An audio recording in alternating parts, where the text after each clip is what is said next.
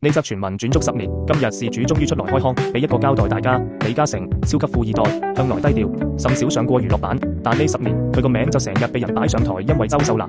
2016年，周秀娜為咗宣傳自己套戲，同傳媒做咗個封面故事，大大隻字寫住搭上已婚超級富二代。封面出咗，邊個係富二代？大家靠估，估嚟估去就估係李嘉誠。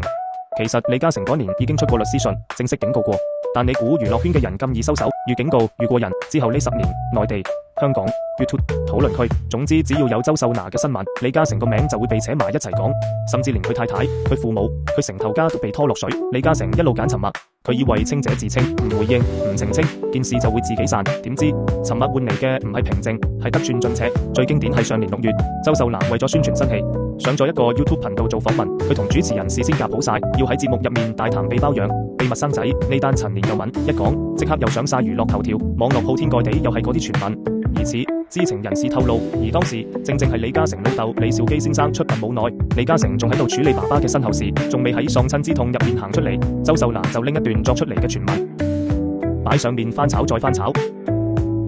呢啲唔係娛樂，係傷口上撒鹽。仲有啲頻道越作越離譜，連李嘉誠屋企人被屈，曾經牽涉刑事罪行，完全冇發生過嘅情節，都可以當成真嘅一樣，寫到似層層。李嘉誠話自己可以忍，但屋企人唔可以陪佢一齊受傷害，所以佢決定唔忍啦。呢次入稟高等法院，一次過告3版，周秀娜、5個 YouTube 頻道，仲有 Google。佢唔係要大龍鳳，唔係要報復邊個，而係要一個公道，要法庭幫佢釐清一件事。佢同周秀娜從來冇任何關係，從來唔認識對方，從來冇意圖認識對方。呢句說話，佢10年內從來冇公開講過，因為佢以為唔使講，但今日佢要喺法庭上講。佢話由今日開始唔再沉默，唔再退讓，用法律武器討返呢個公道。有人會問點解要告埋 YouTube 同 Google？ 因為呢10年呢啲平台一路俾人任意上載、誹謗、騷擾、失實嘅內容，愈傳愈掩，愈冚愈有。佢哋唔係唔知，係唔想理，流量大晒，真相冇人理。告平台就係要話俾全世界知，網絡唔係無法地帶，言論自由唔係誹謗免死金牌。成件事其實只係一個好簡單嘅事實，一個人冇做過嘅嘢，被人屈咗10年，佢冇出過聲，唔係因為心虛，而係佢信清者自清。但原來